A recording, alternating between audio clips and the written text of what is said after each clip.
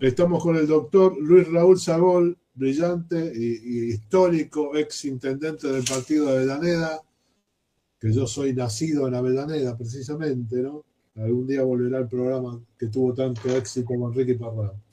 Estamos en Cítica, Radio Cítica, en su momento en la radio de Oscar Laborde, que le mandamos un saludo también. A veces suele escucharnos el amigo doctor Oscar Laborde.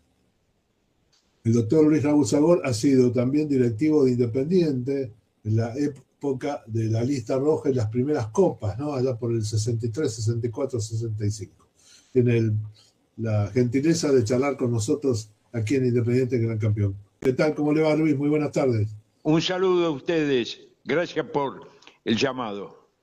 No es porque usted merece. Bueno, antes de llegar al plano actual, cuéntele a nuestros oyentes, estamos en una nueva radio, nueva audiencia, ¿qué anécdotas recuerda, qué detalles recuerda de aquel paso de usted por la dirigencia de Independiente en la década del 60? Y claro, inolvidable. Permanentemente recuerdo aquellos tiempos porque me permitieron, entre otras cosas, aprender. Alrededor de dirigentes notables como tuvo Independiente en tantos momentos, tuve la posibilidad de aprender lo que significa dirigir con eficacia, pero sobre todo tener un gran sentido de la responsabilidad que significa pertenecer a una entidad de una gravitación indudable, no solo en nuestra ciudad, sino en el país, y con relieve internacional inclusive. Pero hay algo que permanentemente recuerdo. No había jugadores con representantes, es decir que las renovaciones de contratos, las negociaciones por las remuneraciones de los jugadores, se hacía directamente con los propios jugadores. Y aquel equipo, sobre todo el que ganó la primera Copa de América, estaba formado por una cantidad de muchachos que eran tanto o más hinchas de Independiente que los directivos.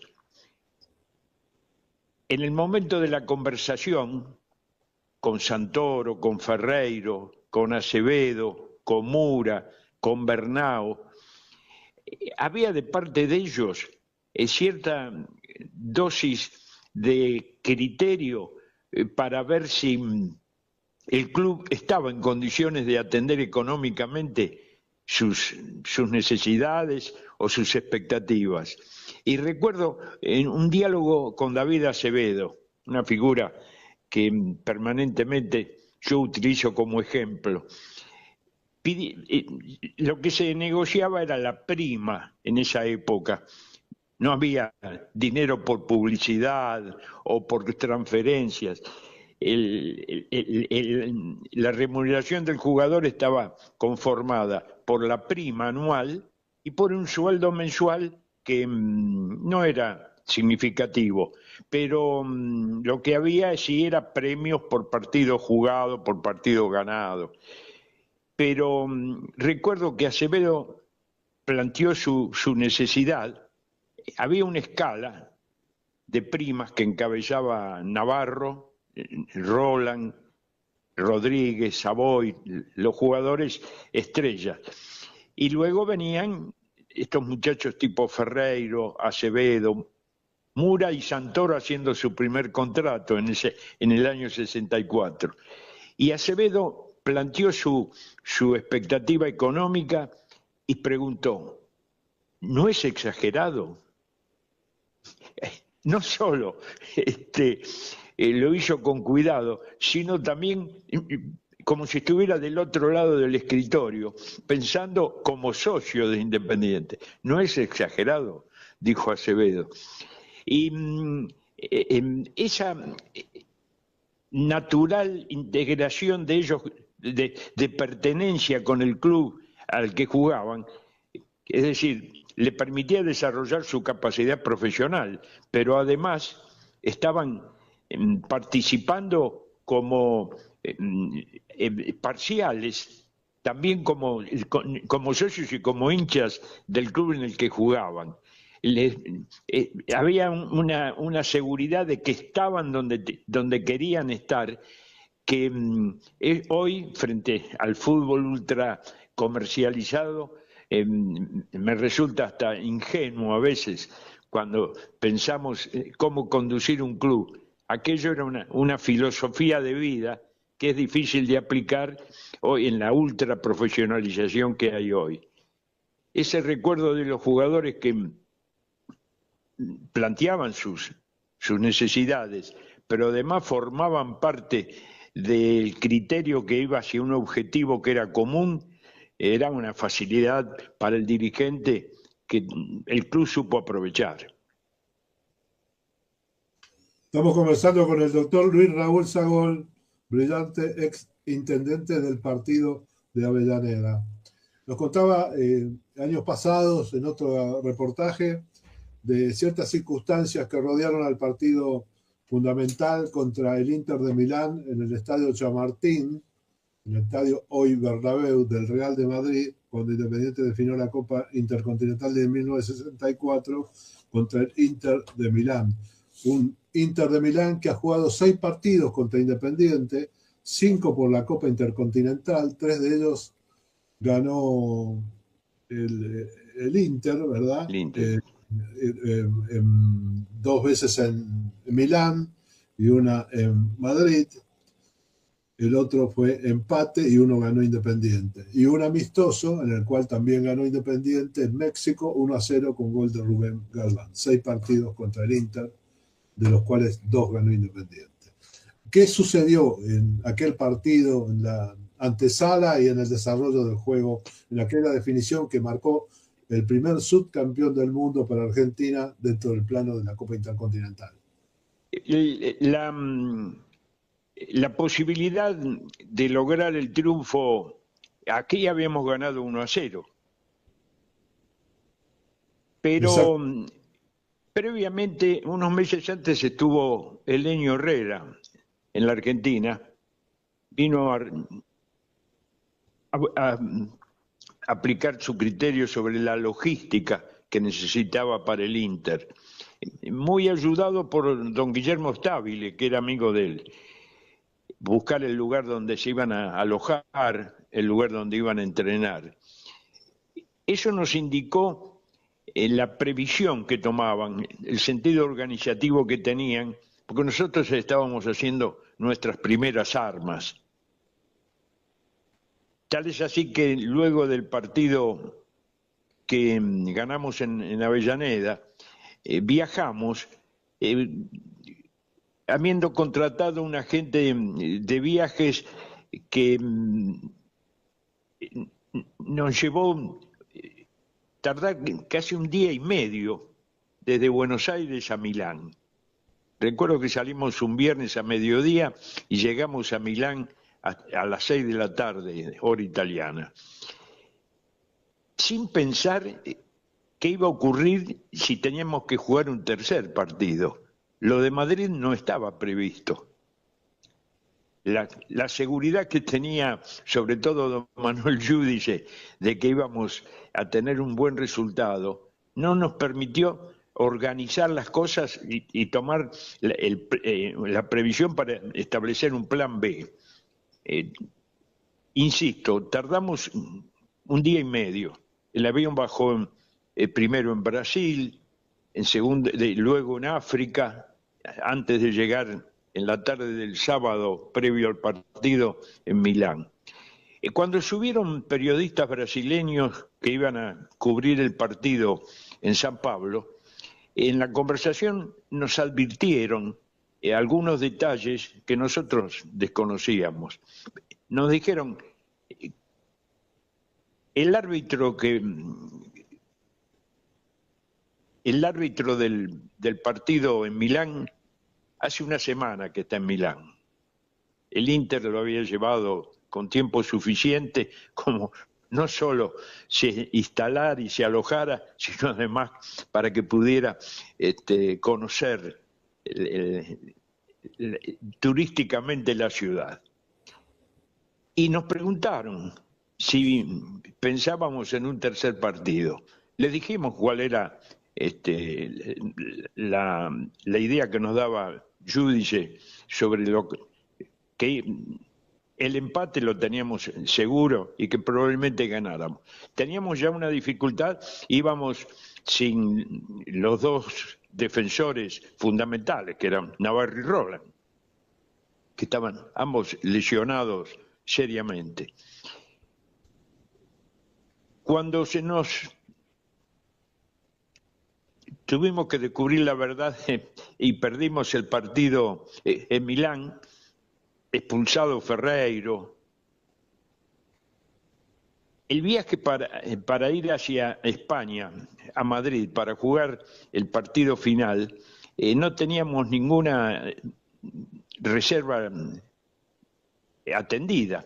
Y el agente, que era un socio de Independiente, Scolpati de apellido, tuvo que rápidamente, desde la noche del miércoles que jugamos en Milán, el partido se jugaba el sábado en Madrid, tuvo que buscar el método para viajar a Madrid improvisando y tocando resortes que nos permitieran atender la emergencia. Tal es así que salimos el jueves de Milán, tuvimos que tomar un vuelo a Roma y salir de Fiumicino, en Roma, el jueves a las 6 de la tarde. Les reitero, el partido era el sábado. La recuperación física de los jugadores no era la que realmente correspondía. Cuando arribamos en la madrugada del jueves a Madrid, en el aeropuerto de Madrid, ¿cómo es que se llama? En Barajas, no había prácticamente nadie, porque fue un avión que llegó en la madrugada.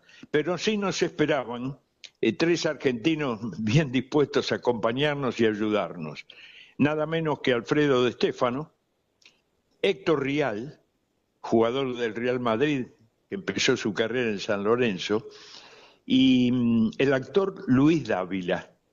Esas 3 personas no las olvido porque tuvieron con nosotros gestos de fraternidad y de acompañamiento y que les valoramos enormemente. Rápidamente en la conversación, Alfredo de Stéfano hace la pregunta que para él era decisiva. ¿Cuándo vamos a lo de Guijarro? Guijarro era un empresario de fútbol español, el que hacía la Copa Carranza, y era un árbitro de las situaciones de las negociaciones del fútbol. ¿Por qué tenemos que ir a lo de Guijarro? El Inter ya fue, nos dice de Stéfano. Había sido designado para arbitrar el partido el mejor referee español, Ortiz de Mendivil. ¿Y qué hay que hacer? Y bueno, hay que tener una atención. Mi pregunta, yo tenía 28 años en ese momento, era un jovencito recién iniciándome en estos temas del fútbol. Y digo, ¿nos hace ganar? No, dice, hay que asegurar la imparcialidad del árbitro. ¿Y cómo hacemos? Y se lleva un Rolex, se llevan $3.000. Algo hay que hacer para garantizar que Independiente quiere que el árbitro no lo perjudique. Éramos 3 directivos los que viajábamos oficialmente con la delegación. El tesorero del club, Raúl Martínez, el secretario general, que era Escalice, y yo, los oficiales. Había viajado por su cuenta, la clásica austeridad de Independiente, 3 directivos nada más, y el equipo. Algunos periodistas se acompañaban por su cuenta. Recuerdo a un muchacho, Rafael Olivari, que nos acompañó, fue muy consecuente con nosotros, y al recientemente fallecido Julio Ricardo. Ellos estuvieron con nosotros, pero por cuenta de las organizaciones comunicacionales a las que pertenecían. También estuvieron Muñoz y Enzo Ardigó, ¿verdad? Claro, Radio Rivadavia viajó también por su cuenta, con aquel gran locutor que tenían, fue Cacho Fontana como locutor, pero Exacto. fue uno que era notable y que fue desplazado por Fontana, que era Rafael Díaz Gallardo. Una voz, fue la persona que hizo una gran publicidad. Les cuento todo esto porque tiene a veces detalles muy del siglo XX. Rafael Díaz Gallardo había sido actor de la compañía de Chispazos de Tradición, una vieja compañía radial que tenía no era una comedia, era una especie de serie radial que duró años y que tuvo un gran impacto en las poblaciones, sobre todo del interior, porque se refería a temas gauchescos. Y González Pulido era el escritor, que era un guionista extraordinario de la época. Y Rafael Díaz Gallardo tenía en esa compañía, les cuento esto que es paralelo, pero es una anécdota interesante para que viera cómo vivíamos en esa época en que recién empezaba la televisión. Rafael Díaz Gallardo, en Chispazo de Tradición, tenía un personaje antipático, que era un gaucho malo, que golpeaba a la gente y robaba. Y cuando dejó, porque cuando esa compañía viajaba al interior, lo trataba mal el público que iba a los teatros donde actuaban. Y pensó que su carrera teatral o artística en general iba a ser promisoria. Sin embargo, los empresarios le avisaron que como era tan odiado, no tenía destino en el escenario. Sí podía, con su voz excelente, ser locutor. Y su primer éxito como locutor fue la publicidad de Vega. Usted lo ve, lo prueba y se lo lleva. Era una sastrería muy importante de la capital federal. Díaz Gallardo era el locutor, pero que fue luego suplantado por Fontana, que quedó en Radio Rivadavia de manera significativa. Esos acompañaban, pero iban por su cuenta, ¿no? El club todavía no tenía la noción de la importancia de la difusión que la gira debía tener. Cuando llegamos al aeropuerto de Milán, no había nadie esperándonos. 2 personas del Inter que vinieron a saludarnos. Éramos un tanto precarios en la estructura de la logística que hay que tener para estas cosas. Por eso, entre otros asuntos, se planteaba este tema, vuelvo al tema del arbitraje. ¿Qué hacer para atender esa necesidad de asegurar la neutralidad del réfere? Discutimos y el tesorero, típico tesorero de Independiente, se mostró renuente a gastar algo que no estaba previsto. Y entonces consultamos, no había por supuesto celulares, los llamados a Buenos Aires eran por larga distancia. Conseguimos una comunicación por larga distancia. 2 horas después, en la madrugada del jueves, para consultar al presidente del club. Y nos dijo Sande, que todo esto él sí lo tenía entendido perfectamente, que resolviéramos dar o no dar el obsequio que correspondía al árbitro, pero que él nos respaldaba cualquiera fuera la decisión. Si nos absteníamos de atender la sugerencia de De Stéfano, le parecía bien, pero si lo atendíamos, le parecía mejor. Votamos, pero el tesorero pidió que también votara el vicepresidente que había viajado por su cuenta, que era un señor Franco. Empatamos, 2-2. Yo pedí que desempatara quien era gerente del club, que era Blesman, que también estaba dispuesto a atender la recomendación de Stéfano. Pero el tesorero no lo permitió porque dijo que un empleado del club no podía definir un tema de política y de estrategia, que era lo que se nos estaba poniendo sobre la mesa. No lo hicimos. Fuimos el sábado al partido, esto lo supo Giudice, y lo conversó inclusive con los jugadores. Tenían que estar muy alertas por lo que podía acontecer en el partido.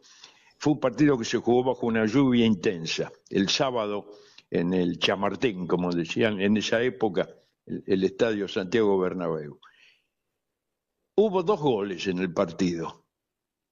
Los 2 pudieron ser concedidos o anulados. El nuestro, que lo hizo Bernao, faltando no mucho para la finalización del partido, fue anulado. En el alargue hubo un gol italiano y el referee, en una jugada donde también se pudo haber producido un offside. No había VAR en el siglo XX. Y lo digo, Ortiz de Mendivil convalidó el gol con el que el Inter obtuvo la Intercontinental. Hicimos bien, hicimos mal, fue una experiencia.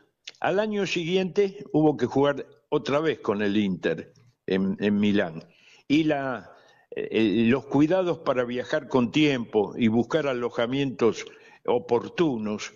Nosotros en Milán estuvimos los dirigentes en un céntrico hotel, pero equivocadamente nuestro agente de viajes llevó el equipo en Milán a un hotel en el lago di Como que era de alto nivel aristocrático.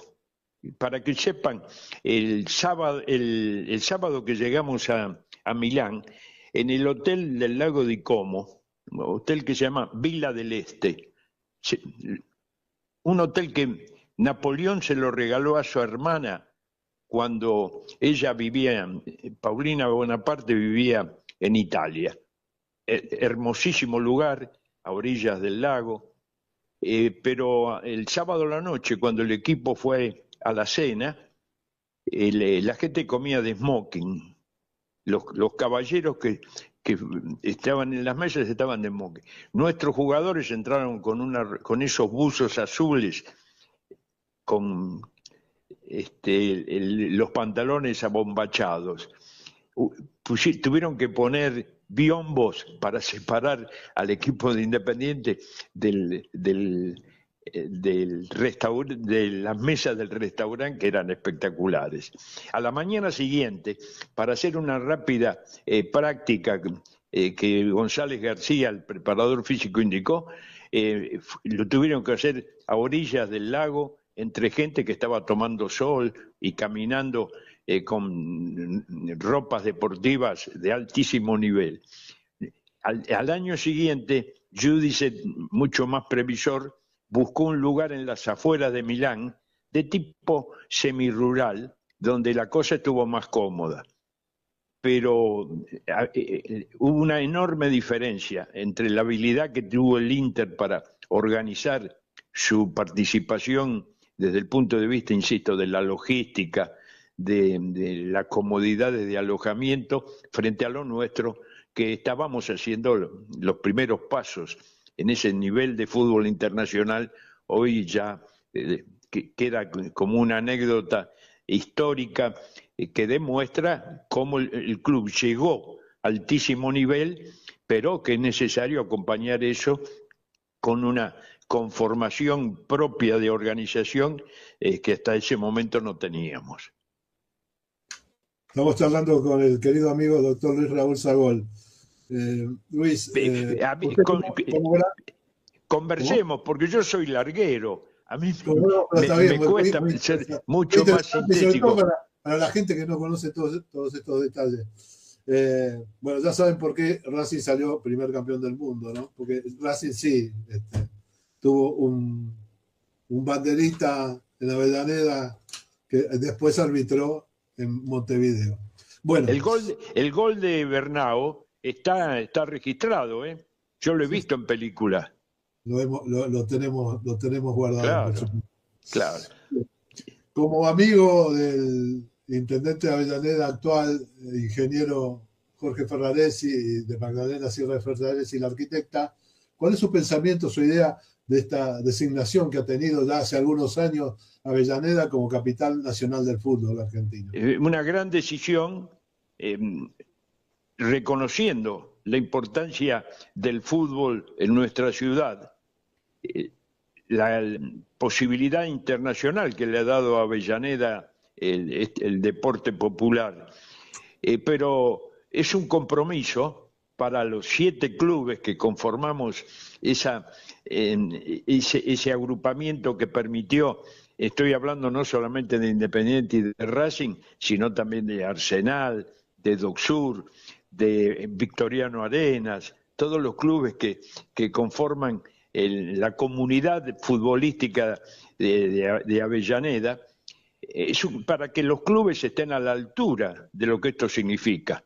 La ciudad es la capital nacional del fútbol. Los clubes tienen que entender de que tienen que ser protagonistas y representantes de esa significación nacional, que eso fue votado por unanimidad en el Congreso Nacional. Es decir, que los diputados de todas las provincias argentinas aceptaron que Avellaneda tiene una significación poco común en lo que significa la preeminencia del fútbol. Y esto entonces lleva a pensar en el nivel dirigencial que hay que tener en nuestros clubes de fútbol, en nuestra comunidad, para estar a la altura de lo que esta designación ha significado. Muy bien, aquí en Independiente del Campeón nos acompaña nuestro amigo y compañero Ricky Parrado, quien ya le consulta. Buenas tardes, don Luis. Para usted, gracias por todo lo que nos está enseñando y todo lo que nos está haciendo ver a los más jóvenes en esto que la historia viva de Independiente, ¿no? En esto que ustedes consiguieron, tanto como con los jugadores, llegar a tantas finales y llegar a ganar tantas copas. Y yo quiero preguntarle con referencia a eso, ¿cómo ve usted cómo Independiente llegó a hoy? Porque se nota, digamos, la diferencia que había entre las dirigencias de ustedes y las dirigencias de hoy en día y esta actualidad que pasa Independiente. ¿Cómo piensa usted que fue que pasó, que llegamos a este momento? Múltiples razones. A partir de los 90 comenzó el declive de la calidad dirigencial en Independiente. Las grandes agrupaciones que participaban de la vida política del club tuvieron, siempre señalo esto, un error a veces involuntario, por supuesto, pero hicieron sedes propias. La Lista Roja, que era una de las dos organizaciones políticas, en la calle Italia hizo su propio edificio. La agrupación Independiente hizo más de uno. Había uno en la calle Ameguino, otro en la calle Montes de Oca. Los adherentes a estas agrupaciones, en lugar de concurrir como hacíamos nosotros de jóvenes, a la sede del club en la avenida Mitre o al estadio, cuando teníamos que ir a participar de los deportes, a participar de la vida de amistad que había en el club, empezaron a ir a las sedes de sus agrupaciones, como si fueran otros clubes, y dejaron de formarse como dirigentes en la escuela, que significa integrar lo que en esa época eran las comisiones de los distintos deportes del club. Porque Independiente no es solo fútbol, no fue solo fútbol, y todavía sigue manteniendo servicios sociales, educativos, recreativos, que le permiten estar a la altura de lo que la historia nos enseña o nos obliga.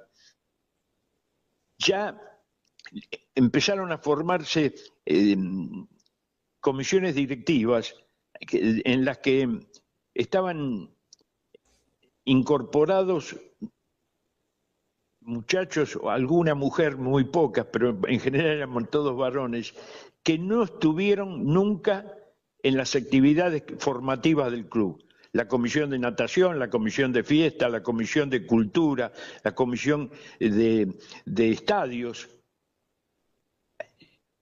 Los controles e inspectores de la cancha eran socios ad honorem. Hoy cobra todo el mundo en el club, cualquiera hacía su servicio, pero esa gente que se formaba integrando las comisiones de la vida diaria del club ya no existía.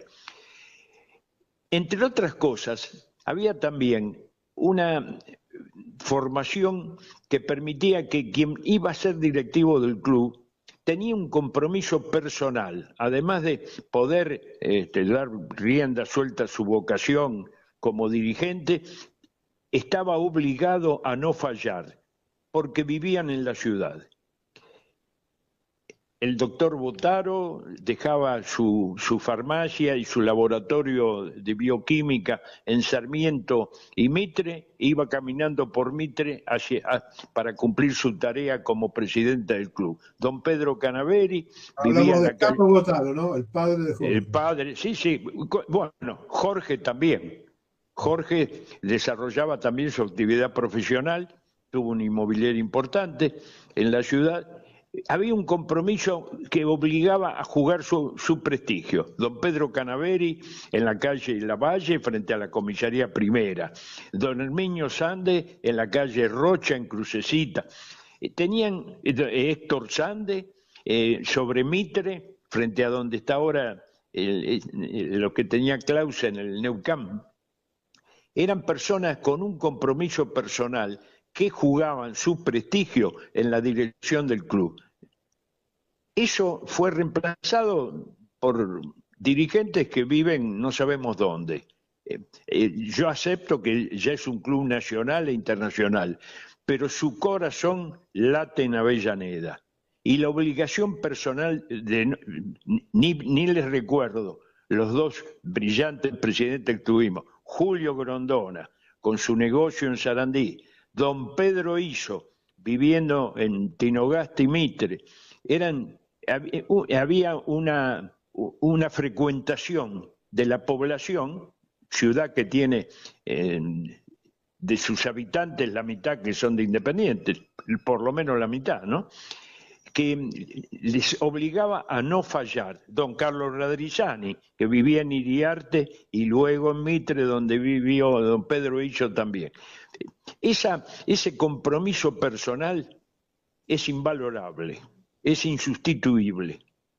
Luego fueron apareciendo dirigentes que corresponde que sean de Independiente, porque esa es su intención emocional, pero que no sabemos dónde están, cómo viven, cómo es su patrimonio, cómo desenvuelven su actividad económica o profesional. El desconocimiento permitió que mucha gente que no tenía ningún tipo de compromiso de orden de prestigio, pudiera luego, cuando llega el negocio fútbol, acá se produjo un hecho cuando la televisión pasa a ser primordial, hegemónica en el manejo del fútbol, ya no hay solamente la competencia que regenteaba la AFA, sino la incorporación de negocios de una magnitud inconmensurable,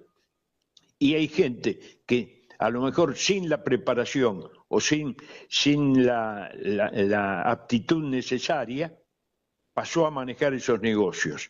Una cosa era manejar, insisto, las comisiones de la vida deportiva amateur del club o los predios que Independiente fue desarrollando, y otra cosa es el negocio fútbol que, insisto, requiere un criterio comercial que todavía no llegamos a medir. Esto es una de las dificultades que estamos enfrentando. Yo no soy pesimista sobre el futuro del club, no es mi espíritu, no está nunca la negación o el escepticismo. Pero mi preocupación, estamos ya en un año electoral. Luego del Mundial, el tema electoral en Independiente se va a plantear de una manera clara y terminante.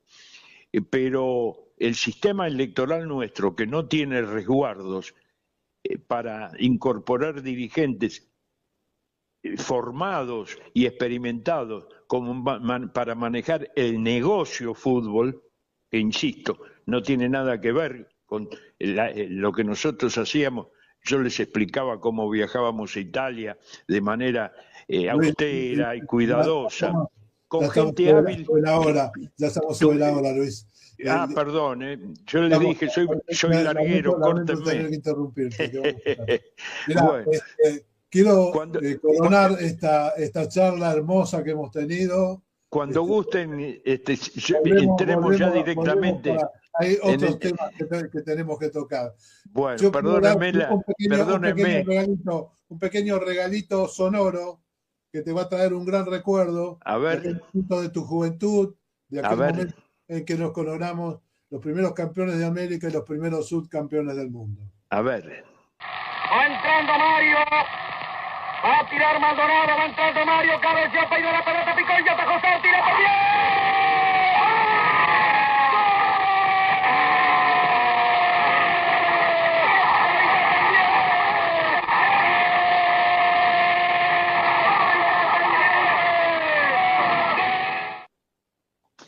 Héctor Ricardo, el gol de Mario Rodríguez al Inter, aquella jornada memorable. Héctor Ricardo García en Crónica hizo entrar la pelota para que no hubiera dudas. Dibujaron la pelota porque antes no había Photoshop. Te mandamos un gran abrazo, mil gracias. Saludo. Y extraordinaria pregunta la de Ricky Parrao, realmente valió el programa. Un abrazo, Luis. Un saludo.